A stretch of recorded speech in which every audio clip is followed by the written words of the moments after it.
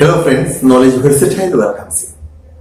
অনেক ক্ষেত্রেই বাক্যের যে কর্তা থাকে তার কাছে তার কোনো কাজ, তার কোনো কিছু হয়ে ওঠা, তার অধিকারে কিছু থাকা খুব গুরুত্বপূর্ণ। এটা বাক্যের মাধ্যমে যখন আমরা প্রকাশ করব তখন আমরা mean to be, mean to have এর ব্যবহার করতে হয় সাবজেক্টের সাথে। তো mean to be, mean to have আমরা কখন ব্যবহার করব আজকের আলোচনা সেটা ক্লিয়ার করব। তো মনে রাখবে আজকের আলোচনায় থাকছে mean to be, mean to have. তো মিন এখানটায় কিন্তু কোনো বি ভার্বের পরই ব্যবহার হবে। আমরা আজকের আলোচনায় চলে আসছি। আজকের আলোচনায় যেটা আমরা দেখবো, প্রথমে দেখবো মিন টুর পর ভার্বের প্রেজেন্ট ফর্ম বসবে। তোমরা জানো যে টু এর পর ভার্বের প্রেজেন্ট ফর্ম বসে। এখানে যতবারই মিন টু বলছি তারপর কোনো সময় বি বসবে, কোনো সময় হ্যাভ বসবে। যেমন মিন টু বি এটা হওয়া অর্থে, মিন টু হ্যাভ এটা স্টেট অফ পজিশন অর্থাৎ বক্তার অধিকারে মানে কর্তার অধিকারে কিছু গুরুত্বপূর্ণ ভাবে থাকা অর্থে আমরা এটা প্রকাশ করব। হয়তো এখন বুঝতে পারছো না, এক্সাম্পল দিলে কিন্তু ব্যাপারটা বুঝতে পারবে। অনেক ক্ষেত্রে এই মিন টু এর পরিবর্তে কিন্তু আমরা শুডের ব্যবহার করে থাকি সাধারণ সমস্ত ক্ষেত্রে। কিন্তু শুডের পরিবর্তে তোমরা যদি মিন টুর ব্যবহার করো তো সেন্টেন্সটা কিন্তু আরো সুন্দর হয়। তো মিন টুর আমরা তিনটে প্যাটার্ন এটা দেখবো। প্রথমে যেটা রয়েছে দেখো, এখানে মিন টুর পর আমরা ভার্বের প্রেজেন্ট ফর্ম বসাবো। মনে রাখবে সাবজেক্টের পর সাবজেক্ট অনুযায়ী এবং টেন্স অনুযায়ী আমাদের কিন্তু বি ভার্ব বসাতেই হবে। ড্রাইভারের কাজই হলো গাড়ি চালানো। এবার এটা কর্তার জন্য যেটা গুরুত্বপূর্ণ, আমি এখানে তাকে লিখে দিয়েছি, এখানে সাবজেক্ট লিখেছি, সাবজেক্ট মানে কর্তার জন্য গুরুত্বপূর্ণ।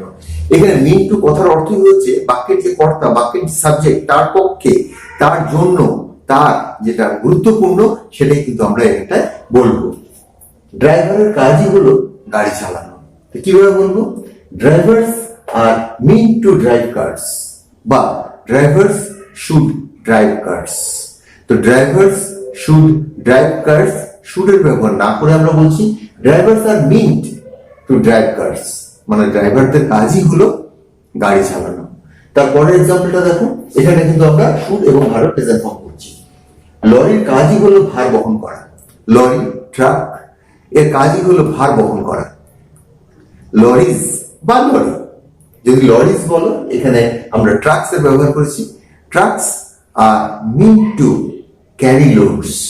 Trucks are mean to carry loads. ট্রাকের পরিবর্তে আমরা লরি কথাটাকেও ব্যবহার করতে পারি। Lorries are mean to carry loads. এখানে যদি শুধু ট্রাক দাও তখন কিন্তু এখানে আবার ইজ এর ব্যবহার করতে হবে।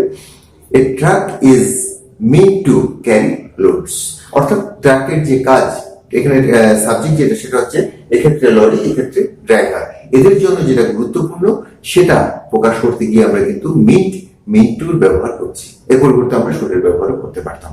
তো তোমরা প্রথমে মিন টু এবং ভার্বের প্রেজেন্ট ফর্ম দেখলে। এর পরের প্যাটার্নে চলে আসছি। বক্তার, বাক্যের কর্তার, সাবজেক্টের কিছু হতেই হয়, হওয়াটা গুরুত্বপূর্ণ। নার্সদের যত্নশীল হতেই হয়। এর আগে ছিল কোনো কিছু করাটা গুরুত্বপূর্ণ, এবার হচ্ছে হওয়া, স্টেট অফ বিং। নার্সদের যত্নশীল হতেই হয়। এবার কিন্তু আমরা এর পরিবর্তে শুড বি ব্যবহার করতে পারি। নার্সদের যত্নশীল হতেই হয়। Nurses are mean to be careful. Nurses are mean to be, এখানে খেয়াল করে দেখো আমরা কিন্তু টু বি ব্যবহার করলাম। তো এখানে শুড বি ব্যবহার করলে কি আসবে? নার্সেস শুড বি কেয়ারফুল, আর আসবে না, nurses should be careful.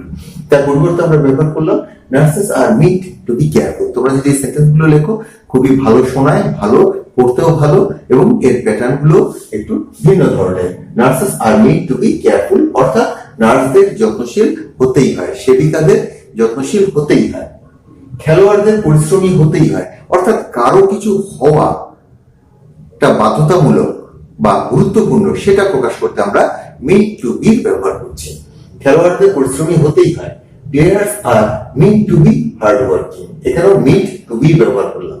Players are mean to be hard working.